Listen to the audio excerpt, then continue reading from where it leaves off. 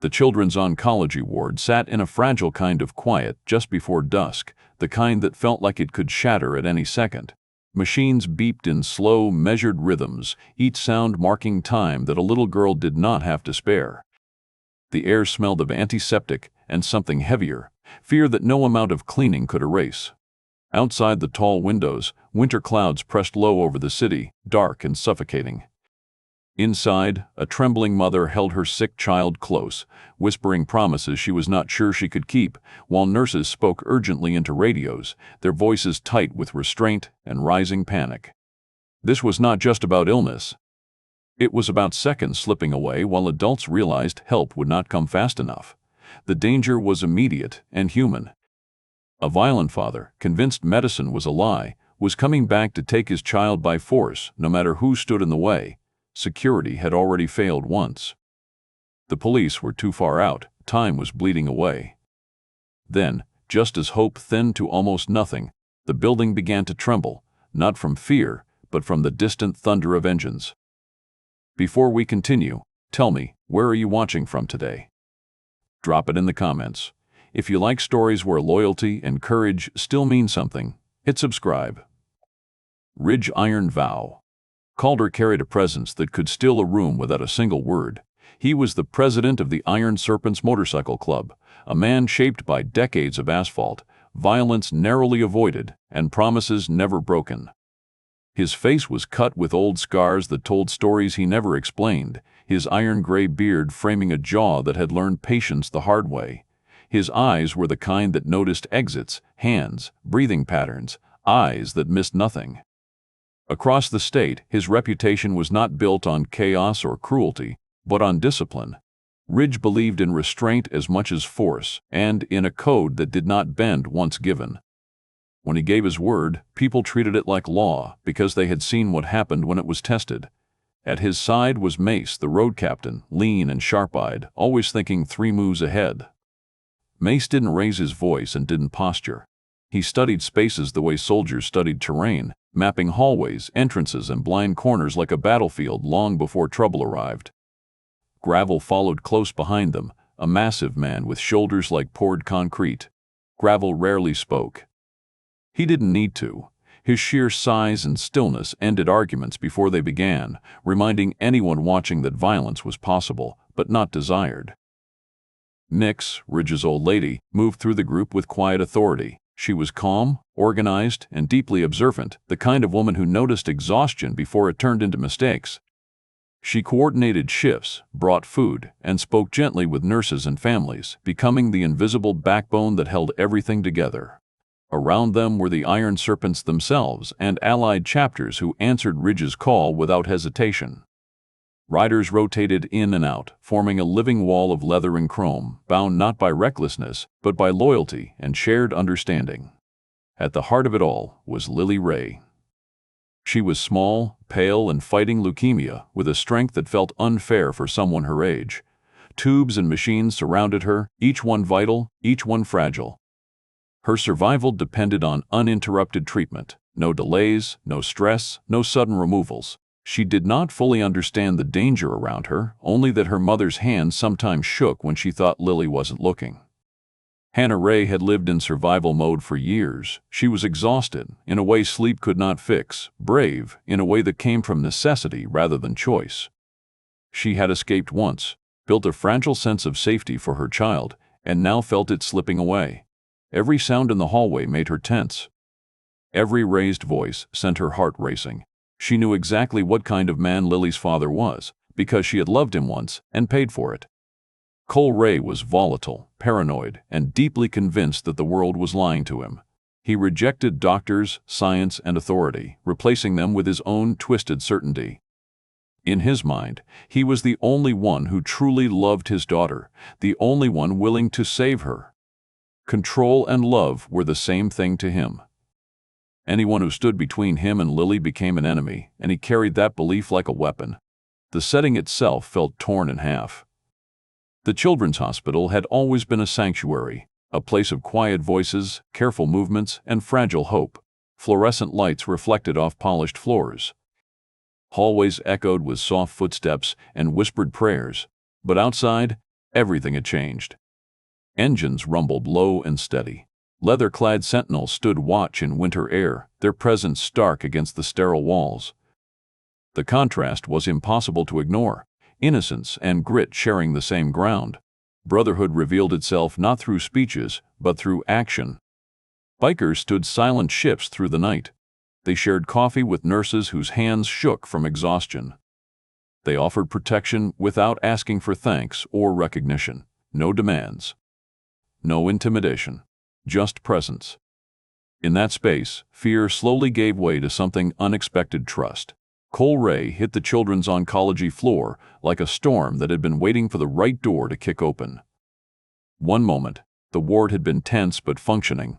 Nurses moving with trained calm, monitors keeping their steady rhythm, parents speaking in whispers because the walls felt thin and sacred. The next, the elevator door slid apart, and Cole exploded out of them with wild eyes and a voice loud enough to make a sleeping toddler jolt awake in the next room. He didn't walk. He charged. His boots struck the polished floor hard, too heavy, too fast, like he wanted the building itself to feel him coming. He was already shouting before anyone could stop him, words tumbling out in a fevered rage. "Poison! Lies! You're killing her!" He pointed at nurses like they were criminals, pointed at the equipment like it was a weapon. When a staff member stepped into his path with trembling hands raised, Cole shoved past with a snarl, shoulders squared, jaw clenched like he'd come to win something he'd already decided was his. Hannah heard him before she saw him. The sound of his voice traveled down the hallway and into her bones, dragging old memories behind it, nights when the walls shook with anger, mornings when apologies came too late, the slow realization that love could turn into a cage without warning.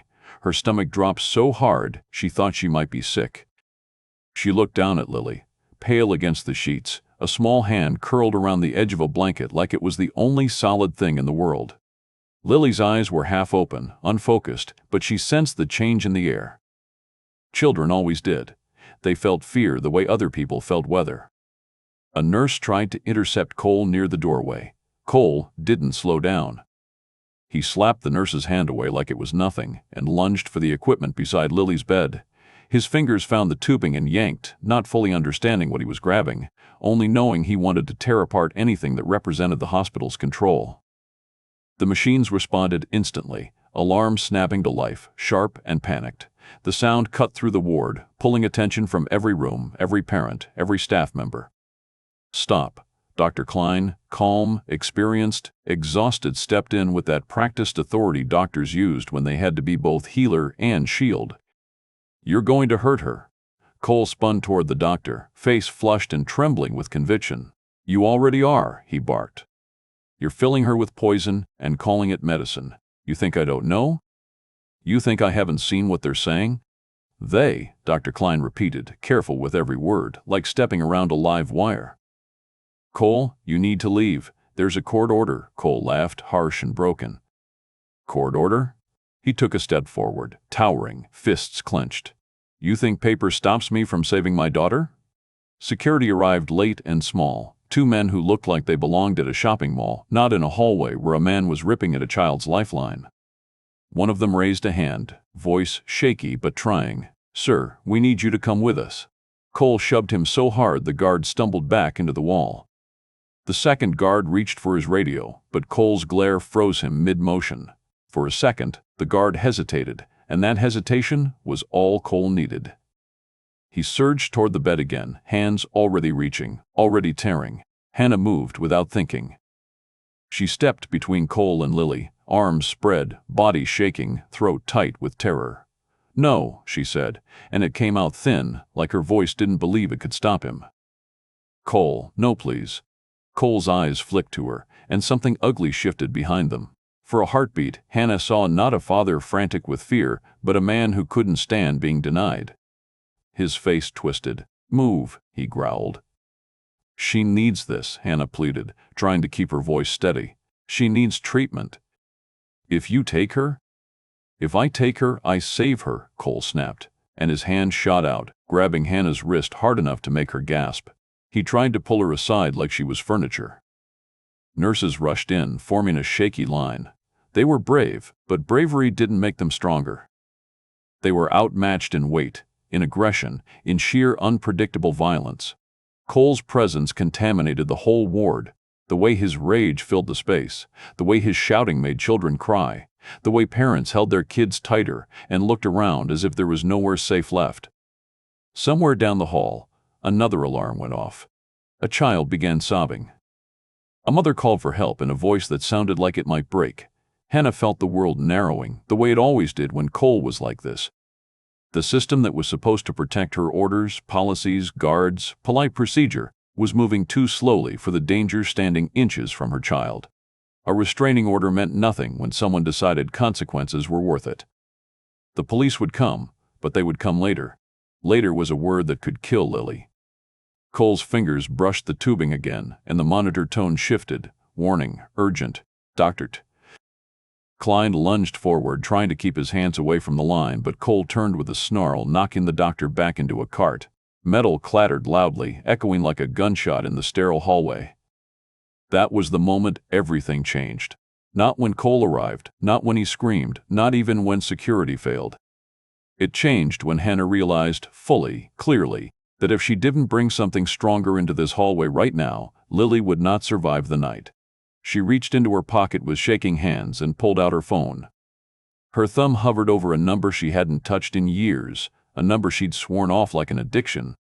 She could almost hear her own past self saying she would never call them again, that she would never drag that life back into her child's world, that she would stay clean of it and safe. But safety was already gone. Cole had brought the danger with him. Hannah stepped into a side hall, still close enough to see Lily's door, still close enough to hear the alarms and the shouting.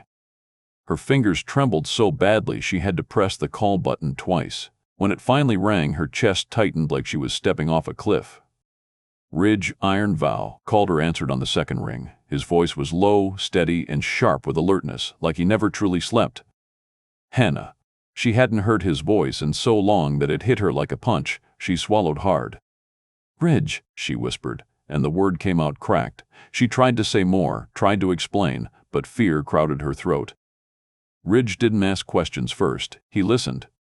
He listened the way men like him listen past the words, into the tremble, into the silence between breaths. In that silence, he heard what mattered. Hannah forced it out. "He's here," she said. "Cole, he's trying to take her. He's ripping things out. They can't stop him." Her eyes burned. "If he takes her, she dies." On the other end, there was a pause. Not confusion, not doubt, but calculation. Hannah could almost picture Ridge where he was, still as stone, eyes narrowing, already seeing the shape of the problem. "You're at the children's hospital," he said. It wasn't a question. He remembered the details because Ridge remembered everything that mattered. "Yes," Hannah choked. "Ridge, I didn't have anyone else." Ridge's voice softened by a single degree, like a blade lowering but not leaving the hand. "You did the right thing calling." In the background, Hannah heard movement boots, a chair scraping, the shift of a man rising with purpose. Ridge didn't waste time comforting with pretty words. That wasn't his way. He said, "Stay with her. Do not leave that room unless you have to."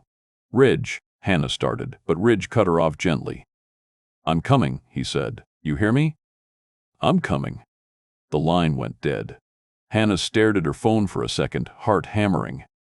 Inside Lily's room, Cole shouted again, and something crashed. The alarms kept screaming like the ward itself was begging the world to move faster. Somewhere across the city, Ridge Calder was already patching in every chapter within writing distance. Men and women who lived by a code outsiders didn't understand. Riders who didn't ask for explanations when the cause was clear. And when the last call connected, Ridge said only one line, simple, heavy, final: "A child needs guarding." From that moment on, walking away was no longer possible. The first engines arrived like distant thunder rolling in from the edge of the city, low and steady, not frantic, not reckless, controlled. It started with a handful of headlights cutting through the winter dusk, gliding into the hospital's front drive like a procession that had been rehearsed 100 times. Then another set, and another.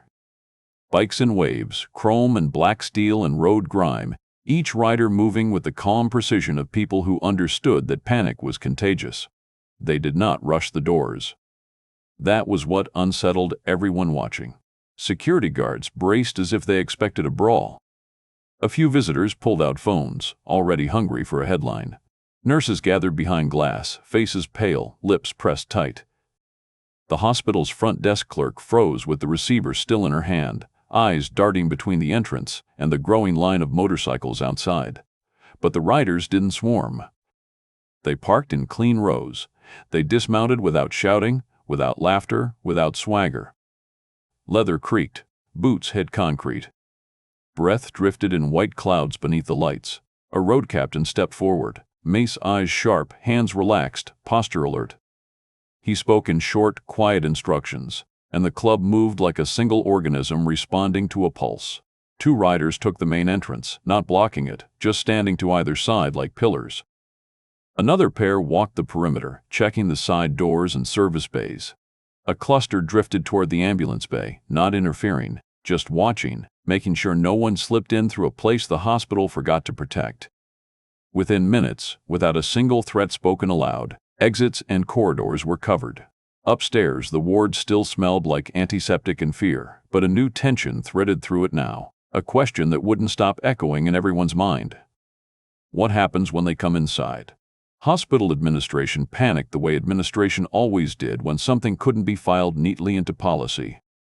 The on-call administrator, face flushed, tie slightly crooked, marched down toward the lobby with a lawyer's fear in his eyes, flanked by 2 security guards who suddenly looked even smaller. "This is unacceptable," he hissed to the head of security. "We cannot have a motorcycle gang. Club," one of the nurses corrected under her breath, almost without thinking, then instantly regretted speaking. The administrator stopped short at the glass doors when he saw them. Dozens already, more arriving. Not loud, not disorderly, worse, in his mind, organized. The kind of organized that meant they belonged there like they'd decided they did. He pushed through the automatic doors with his hands up, trying to look authoritative. "Who's in charge here?" "Ridge Iron Vow." Calder stepped forward from the line like he'd been waiting for that exact question. He didn't announce himself. He didn't smile. He simply existed in a way that made the administrator's voice falter slightly. Ridge's scarred face stayed calm. His iron-gray beard moved only when he spoke. "I am." The administrator swallowed. "You need to leave. This is a hospital." "There are children here." Ridge's eyes didn't blink. "That's why we're here." The administrator opened his mouth, then closed it again, like his rehearsed argument had just been stolen. "We have security," he tried. Ridge glanced at the guards behind him, and something in that look wasn't cruel, just honest. "No, you don't." The words landed like a stone. A siren wailed in the distance. Somewhere, a baby cried. The world kept turning, indifferent. Ridge stayed still. The administrator looked like a man realizing the world had rules that didn't belong to him. Upstairs, nurses braced for chaos that never came. They expected yelling, intimidation, maybe drunken laughter echoing through the halls. Instead, they saw men and women in leather and patches, standing quietly in the lobby, hands at their sides, faces serious, eyes scanning, not hunting for trouble, waiting for it. The calmness threw the staff off balance more than any threat could have. A veteran nurse stepped to the window and watched as one of the bikers held the door for a frail elderly woman exiting with a walker. Another biker moved a bike slightly to clear space for an arriving ambulance without needing to be told. A woman in a club handed a cup of coffee to a security guard whose hands were shaking. The ward didn't relax, not yet. But it stopped drowning. Children began to notice. They always did. A little boy with a shaved head pressed his hands to the glass and stared down at the bikes like they were something from another universe. 2 teenage patients, thin and pale, watched from the hallway and whispered, equal parts frightened and fascinated. Even the parents, exhausted, suspicious, desperate, couldn't look away. Lily watched too from her bed, half propped on pillows. Her face was too pale for a child, but her eyes were bright with curiosity. The machines beside her kept their steady song, but the edge of panic had softened. Hannah sat close, holding Lily's hand, her body still tense but no longer shaking uncontrollably. For the first time, in what felt like forever, she wasn't listening for Cole's footsteps every second. She wasn't calculating escape routes in her head. She was listening to something else. Engines outside, idling low. Boots shifting as riders changed positions. Quiet radios. A rhythm of protection. Ridge set shifts like a man running a perimeter on hostile ground. Riders rotated, not because they were tired, though they were, but because fatigue led to mistakes. Nix moved through the lobby and the waiting areas, checking on the ones who were watching, the ones who were scared, the ones who needed reassurance without being promised something nobody could guarantee.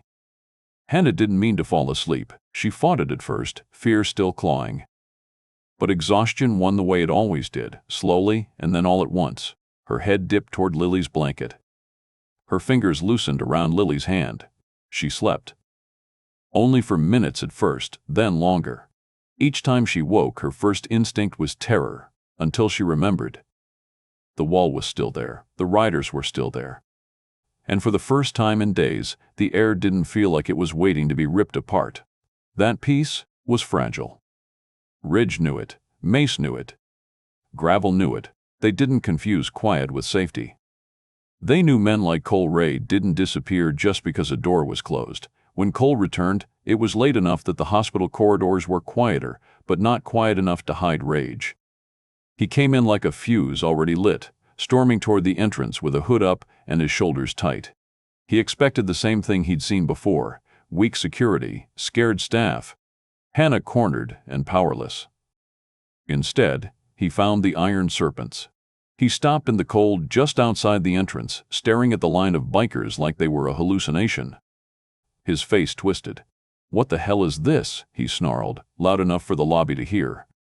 No one answered right away. That silence was deliberate. It forced Cole to hear his own voice, to feel how small his rage sounded against a wall that didn't flinch. Ridge stepped forward, slow, controlled. "You don't belong here," he said. Cole's eyes darted, counting bodies, counting patches, recognizing danger. His pride refused to back down, but his instincts screamed. "That's my kid," he spat. "You can't keep me from my kid." Ridge didn't raise his voice. "Your child is receiving treatment." "You interrupted it once. You will not do it again." Cole laughed, sharp and ugly. "Who the hell are you supposed to be? Some kind of hero?" Ridge's eyes narrowed. "No." Cole took a step forward, testing the distance. Riders shifted slightly, just enough to show readiness without escalation. Gravel's shadow loomed behind Ridge like a warning carved into stone. Cole's voice rose. "This is kidnapping. This is a hospital," Ridge cut in, calm as winter steel. "And those are children." Cole's jaw worked, anger churning, his hands clenched and unclenched. He wanted a fight. He wanted chaos. He wanted someone to swing first so he could claim victimhood. Ridge gave him nothing. Then Ridge delivered the rule that defined everything from that moment forward: quiet, absolute, unbreakable. No violence, he said, not just to Cole, but to his own. Protection only.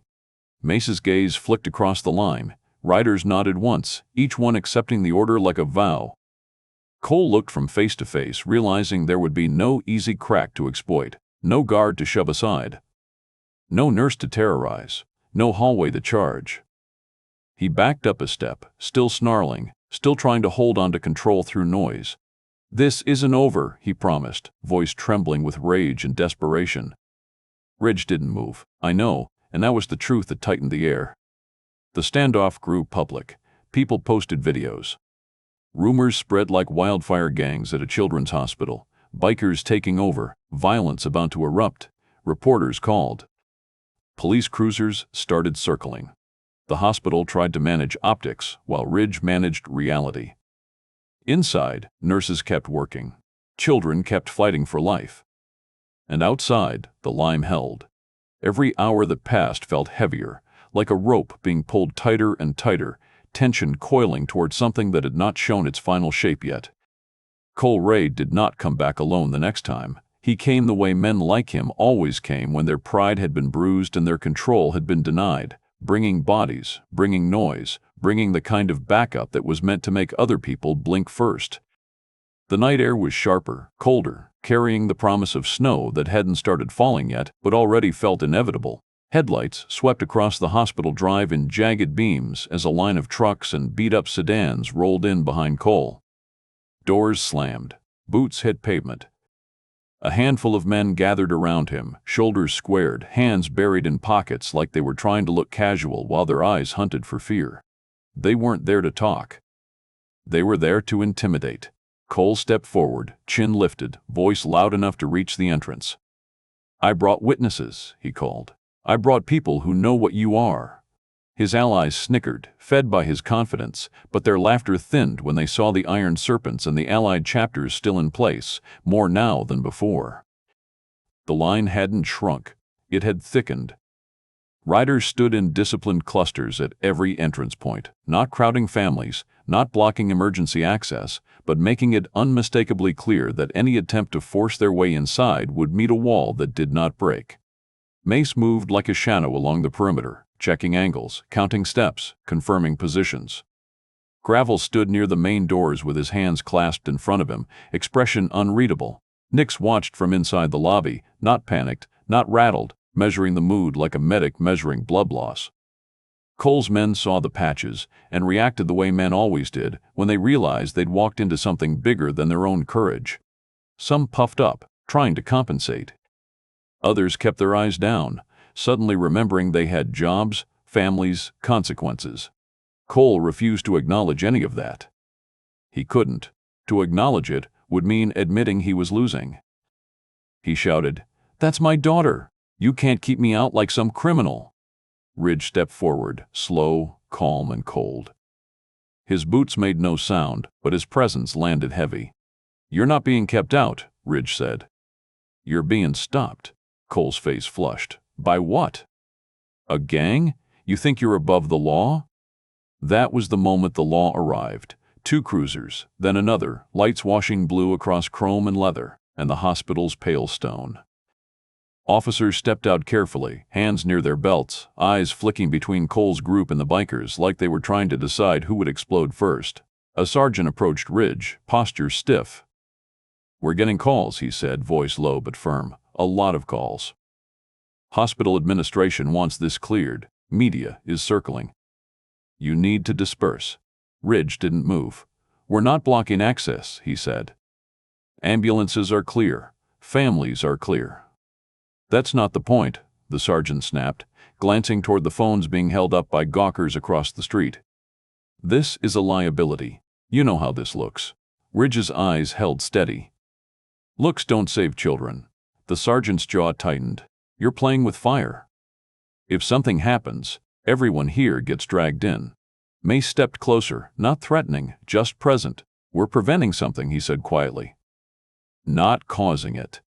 The officer looked like he wanted to argue, but his gaze slid toward Cole, who was pacing like a rabid animal, still shouting, still trying to push his men forward with pure force of will. The sergeant had been called here for the bikers, but the real volatility was standing right there in a hoodie with a rage problem and nothing to lose. "You need to understand," the sergeant said, lowering his voice further. "If he claims you threatened him, if someone records something the wrong way, then record this," Ridge said, and his words were flat as stone. "We're here to protect a child." That's it. The police didn't like it, but they couldn't deny it. Not fully. Not when they'd seen the ward reports. Not when they knew response time had failed the first time. Not when they could smell desperation on Cole like gasoline. Still, the pressure from above came fast.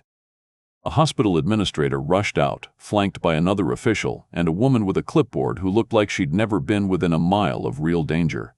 "This is unacceptable," the administrator barked, pointing at Ridge like Ridge was the problem. "You are not authorized to be here.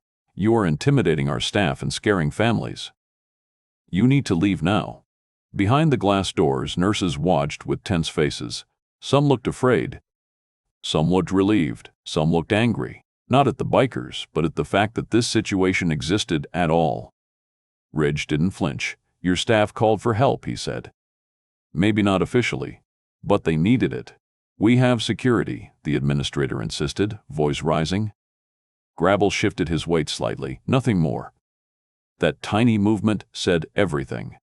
The administrator's bravado faltered for half a second. Then he doubled down, because men like him always did when reality threatened their paperwork. If you don't leave, we will press trespassing charges.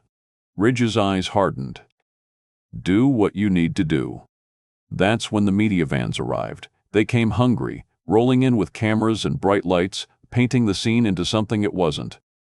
A reporter stepped into frame with breathless urgency, speaking into a microphone like she was announcing the end of the world. Words like gang and takeover floated through the air, twisting the truth into something uglier and easier to sell. Across social media, the story broke in pieces, short clips with no context. Bikers at a children's hospital. Patches. Lines. Police lights. People who had no idea what was happening filling comment sections with assumptions and fear.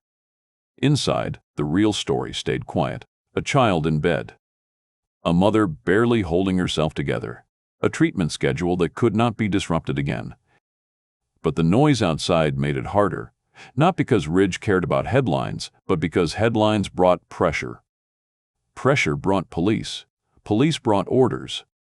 Orders brought the risk of being forced away at the exact moment Cole decided to strike. Fatigue began to show. Riders rotated, but even rotation couldn't erase the cold that seeped into joints and bones. Snow started to fall in thin, sharp flakes, sticking to leather shoulders and melting into dark spots. Fingers went numb. Eyes burned from sleeplessness. The hospital's fluorescent lobby lights made everything feel harsh and unnatural, like a scene that shouldn't exist. Nix moved among the club members, passing out coffee, checking faces, touching arms in quiet reminders to breathe. She watched Ridge closely. She knew the signs of old ghosts when they stirred. Because Ridge had one, it showed in the way he looked at the hospital doors. Not with fear like other people's fear, but with something deeper, something buried. Hospitals weren't just buildings to him. They were memories with teeth. Mace noticed too. He didn't ask directly, but his voice softened when he spoke to Ridge. "You okay?" Ridge's jaw tightened slightly. "I'm fine."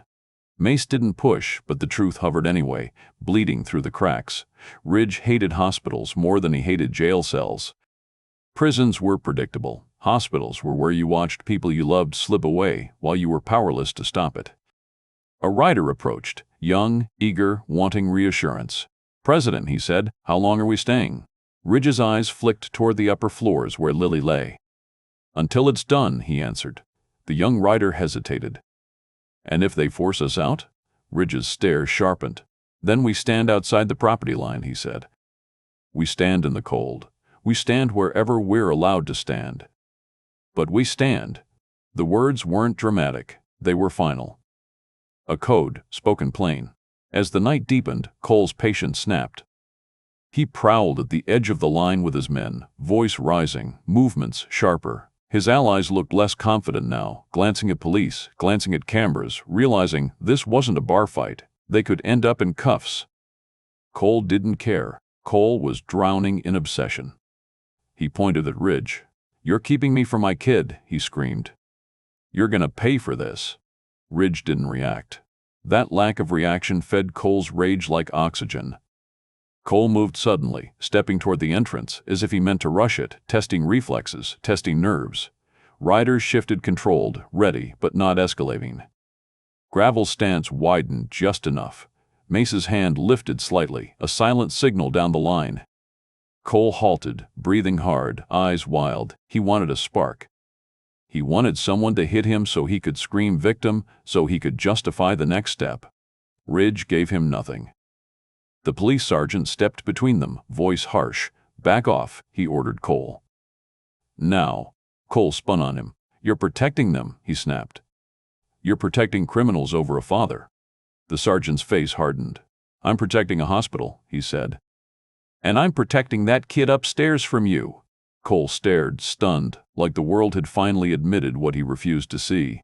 Then his expression twisted into something more dangerous than anger. Desperation.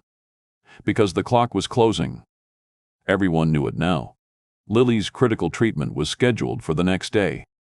A window that could not be missed. One disruption, one forced removal, one ripped line, and the fragile balance could collapse. Cole knew it too, even if he didn't understand medicine. He understood timing. He understood that tomorrow meant more of the hospital claiming his child, more of Hannah reclaiming power, more of him losing what he believed he was entitled to. That night became the point of no return. Snow fell harder. Cameras kept rolling. Police radios crackled with orders. Hospital administrators made calls to lawyers. Riders fought fatigue with coffee and stubbornness.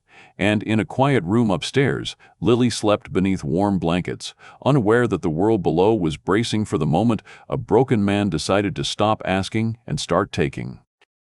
It happened the way the worst things always happened, quiet first, then sudden, then all at once. The main entrance was still watched, still lined, still lit by the glow of street lamps and the steady blue pulse of cruisers parked near the curb. Cameras were still hungry out front. Cole Ray knew that. He had circled that line for hours, shouting, threatening, testing, failing. Every time he pushed, he met the same thing. Discipline that didn't crack, eyes that didn't flinch, bodies that didn't move aside. So he stopped pushing the front, and he went looking for a softer door. The service corridor sat off to the side of the hospital, half hidden behind delivery bays and dumpsters, a place meant for linens, food carts, and quiet staff movement. It was the kind of route most people didn't notice unless they worked here. Cole noticed it because he had already decided rules didn't apply to him. He noticed it because he was desperate enough to turn a hospital into a maze and hunt through it like a predator. He led his remaining allies toward it under the cover of snowfall and distraction. 2 men followed now, not a dozen. The others had peeled off as fear and consequences finally seeped into their bones. Cole didn't care. He didn't need an army, he needed a gap. A back door stood under a dim security light, painted metal with a keypad lock. Cole tried it anyway. Locked. He muttered something vicious and stepped back, eyes darting. His hands trembled, not from cold but from fury that had nowhere left to go. One of his men, nervous, unsure, said, "Cole, man, this is a hospital." Cole whirled on him like a cornered animal. "Shut up," he snarled. "You don't get it. They're killing her. Hannah's letting them. I'm the only one trying to save her." The man flinched, and for a second it looked like he might walk away. Cole grabbed him by the collar and yanked him close. "You're with me," he hissed, "or you're against me." The man swallowed hard and nodded, not out of loyalty but fear. Cole dug into his pocket and pulled out a small tool, something he brought specifically for this moment. A cheap metal pick. He bent toward the keypad housing like he'd watched someone do it once and thought that made him capable. His finger slipped. He cursed. Snow melted against his knuckles, turning to cold water. Inside, somewhere, a door alarm chirped softly, just a tiny sound in a sleeping building. But tiny sounds mattered when a ward held children whose bodies couldn't afford surprise. A nurse on night rounds heard it. She paused, head turning, heart tightening. She reached for her radio and whispered, "Possible breach near service corridor. Repeat, possible breach." The message traveled fast. Not through official channels first, but through the human network that had formed under pressure. The nurses who had watched Ridge's people stand for hours, the guards who had seen what real deterrence looked like, the bikers who had been waiting for the moment Cole stopped barking and started biting. Mace heard it and moved before anyone finished speaking. He didn't run. He didn't need to. He signaled with 2 fingers and riders peeled from their posts like shadows slipping into place. Gravel followed, silent, heavy, a walking barrier. Ridge was already in motion. He had been resting in a chair in the lobby with his eyes half closed, not asleep, never fully asleep, when the radio crackled. He rose without a word, spine straightening like a steel rod. Nix caught his arm for a second, her gaze searching his face. "Be careful," she said quietly. Ridge's eyes softened, just enough to show she mattered. "Always," he answered, then turned and walked toward the side exit. The service corridor was narrow, industrial, colder than the rest of the building. The walls were painted a sickly off-white. Pipes ran along the ceiling like exposed veins. It smelled like bleach and storage and old cardboard, the kind of place nobody wanted a confrontation, which made it perfect for one. Cole finally managed to pop part of the casing loose. He yanked at it, breath ragged, eyes wild. The door's alarm chirped louder now, and his men shifted nervously behind him. Then a voice behind him said, calm and absolute. "Step away from that door." Cole froze. He turned slowly, expecting a security guard, expecting someone he could shove aside. Instead, he saw Ridge Calder. Ridge stood at the end of the corridor like the corridor had been built for him, shadowed under dim overhead lights, shoulders broad, face scarred, eyes cold and steady. He didn't raise his fists. He didn't square up like a brawler. He simply occupied the space, unmoving, like a mountain had decided to block the path. Mace appeared to Ridge's left, positioning himself near a side junction. Gravel stepped into place to Ridge's right, sealing off the only other clear exit. Two more riders moved behind Cole without a sound, turning the corridor into a cage. Cole's face twisted in rage. "You again," he spat. "You think you can stop me?" Ridge didn't answer the challenge the way Cole wanted. He didn't feed the drama. He didn't give Cole the spark he was desperate for. He said, "You're done." Cole laughed, frantic. "I'm her father." "You're a threat," Ridge replied. "To her." "To everyone in that ward." Cole stepped forward, chest heaving. "Move," he growled. "Move, or I swear to God." Ridge didn't move. That stillness was the defining action. Not violence, not a punch, not a chokehold, just a man who refused to be pushed aside because a child's life depended on his refusal. Cole's eyes flicked to Gravel, to Mace, to the riders behind him. The realization hit him in pieces. He was trapped. He was outnumbered. His control, the only thing he had ever truly worshipped, was gone. That was when he snapped. He lunged, not at Ridge's face, but at the side, trying to slip past. Gravel moved like a door slamming shut. A single massive arm extended, blocking Cole's path without striking him. Cole crashed into it, stumbling back, cursing. "Touch me," Cole screamed. "Go ahead. Give me what I need. You'll all go down for assault." Mace's voice cut through, sharp and flat. "You want a story. You're not getting one." Cole spun, eyes blazing, and shoved at Mace. Mace didn't hit him. He caught Cole's wrists, twisting just enough to stop movement without breaking anything. Controlled pain. Controlled restraint.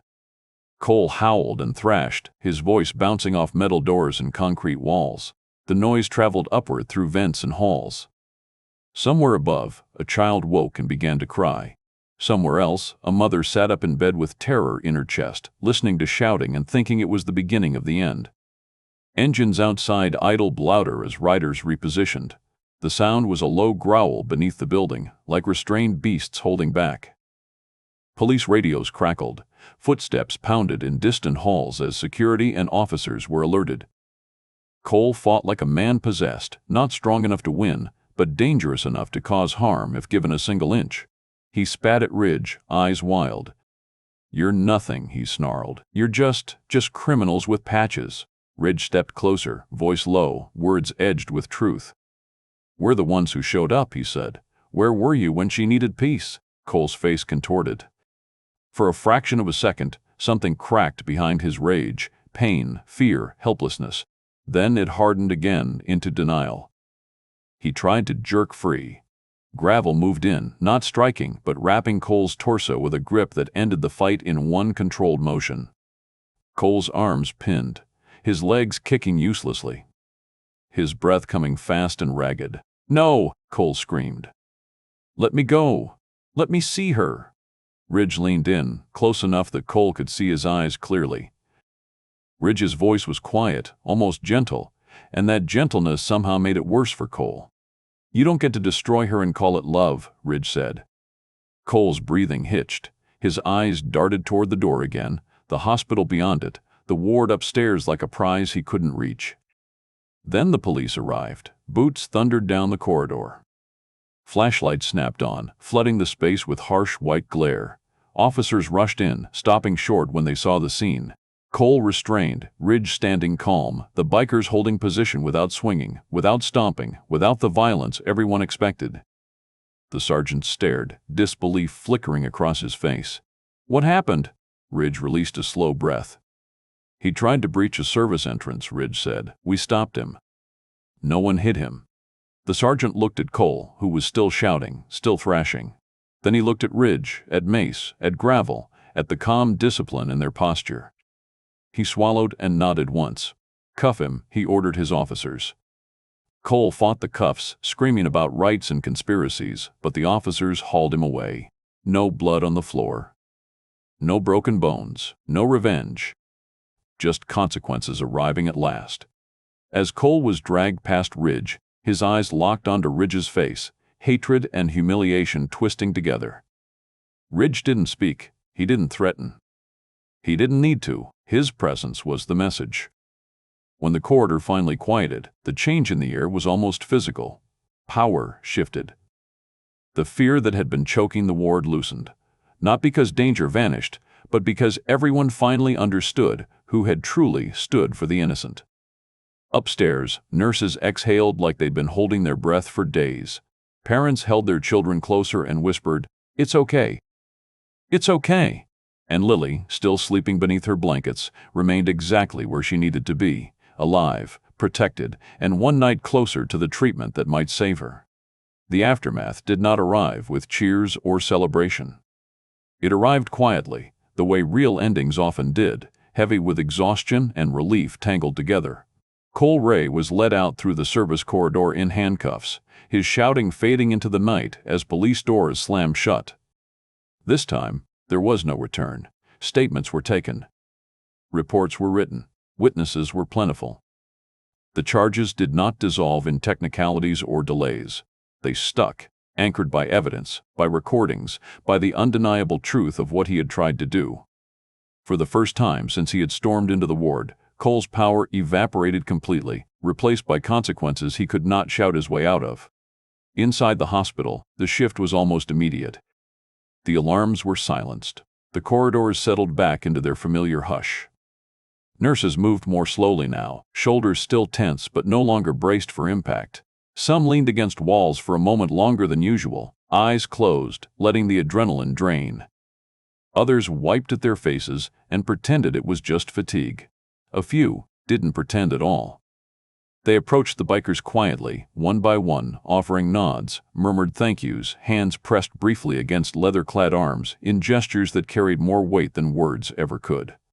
Hannah stood beside Lily's bed when the news reached her. She didn't cry at first. She just stood there, holding her daughter's hand, listening as a nurse explained that Cole was in custody and would not be returning. The words took time to sink in. Safety, after so long without it, felt unreal. When it finally did settle into her chest, Hannah's knees buckled slightly, and she had to sit down before her strength gave out entirely. Tears came then, silent and shaking, not from fear this time, but from the release of it. Lily never missed her treatment. The schedule held. The lines stayed in place. The medication flowed the way it was meant to. Doctors moved forward without interruption, without raised voices in the hallway, without having to glance over their shoulders. Each hour that passed felt like a small victory stitched together into something larger. Lily's body, fragile but stubborn, responded the way the doctors had hoped it would. Numbers shifted. Markers improved. The fight continued, but now it was the right kind of fight, the one that happened inside her body instead of around her bed. The iron serpents did not leave immediately. Ridge would not allow it. He knew better than to confuse an arrest with an ending. Men like Cole had a way of trying again if given space. So the line remained, though it softened. Riders rotated in quieter shifts. Engines were shut down more often than not.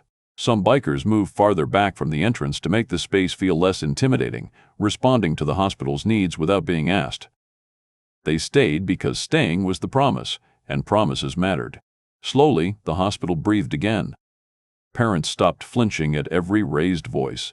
Children slept deeper, their rest no longer broken by shouting or alarms that didn't belong to machines. Staff laughed softly at the nurse's station for the first time in days, the sound tentative at first, then stronger, like a muscle being used again after injury. Order returned, not because the danger had never existed, but because it had been faced and held. Hannah found Ridge in the lobby late one night, standing near the glass doors, watching snow drift down under the streetlights. She hesitated, unsure how to begin, then simply spoke the truth. "You saved her life," she said quietly. Ridge didn't turn right away. When he did, his expression was steady, but something tired lived beneath it. "We kept the door closed," he replied. The doctors did the rest. Hannah shook her head. You showed up, she said. When no one else could. Ridge nodded once, accepting the words without pride, without deflection. That was his way. Hannah thanked Nix next, then Mace, then Gravel, her gratitude moving through the line like a current. None of them asked for recognition. None of them lingered on it. They had done what the code demanded. That was enough. When the time finally came to leave, it was done quietly. No grand exit. No revving engines for attention. Riders mounted up in small groups and rolled away into the night, their presence dissolving back into the city they had come from. Ridge stayed until the last possible moment, eyes lifting once more toward the upper floors where Lily slept. He left different than he had arrived.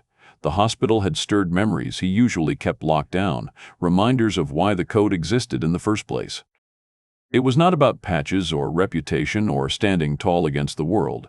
It was about moments like this, standing between harm and someone who could not stand for themselves. It was about restraint when violence would have been easier, about presence when fear tried to claim the ground. As Ridge rode away, the cold air biting against his face, he carried that reminder with him, not as a burden, but as an anchor. The code had been tested and proven again, not in a bar fight or a backroad showdown, but in a children's hospital that had needed guardians more than warriors. And for everyone who had been there, the truth settled into place with quiet certainty. Sometimes order was restored not by force, but by those willing to stand still and refuse to move. The lesson left behind was not loud, and it was not comfortable, but it was unmistakable. Good men were not defined by how they looked, the clothes they wore, or the labels society stamped on them from a distance. They were defined by who they chose to protect when it mattered most, especially when there was nothing to gain and everything to lose. In a world obsessed with appearances and assumptions, the truth revealed itself in action, not image. Brotherhood proved itself stronger than reputation. The Iron Serpents did not stand for praise or recognition. They stood because a line had to be held, and because walking away would have meant living with something they could not outrun. Honor showed its real shape in restraint, in choosing not to strike when violence would have been easier and more satisfying. Compassion did not weaken them, it sharpened their purpose and gave their strength meaning. The story exposed how easily fear lies to people. Monsters are often imagined where none exist, while real danger hides behind familiar faces and justified words. In the end, the Guardians did not look like heroes from a distance. They wore leather. They carried scars. They were misunderstood. And yet, when innocence needed protection and the system could not move fast enough, they were the ones who showed up, stood their ground, and stayed until the danger passed. Courage doesn't always come wrapped in uniforms or stamped with approval. Sometimes it rides in on two wheels, wearing leather, carrying scars, and asking for nothing in return. Stories like this remind us that loyalty still exists, that brotherhood is more than a word, and that the people you least expect can become the ones who stand tallest when it counts. If this story moved you, hit like, subscribe, and share it with someone who still believes honor matters. And tell us this. When everything was on the line, would you have stood that line too? Let us know in the comments.